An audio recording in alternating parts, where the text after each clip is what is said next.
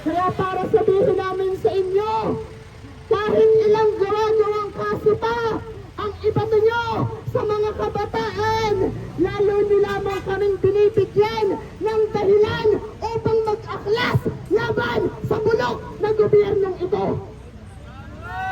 Ang dinaranas na pandarahas ng mga kabataan ay patunay lamang na wala kaming aasahan na kinabukasan sa gobyernong ito. Sa hinaba-haba po, ilang dekada na nananatiling problema ng lipunan ang korupsyon. Nananatiling problema ng kabataan ang pagkakait sa aming karapatan. Ang kabataan! Hindi lumalaban! At nakakaigulo! Nandito po ngayon ang nagkakaisang mga kabataan. Ipapakita namin sa inyo kung ano meron kami. Mga kabataan, ilabas nyo kung ano nasa mag nyo. Tingnan natin kung meron bang mali dito, mga kabataan. Nasaan kayo? Ipakita ninyo, may mali ba tayo?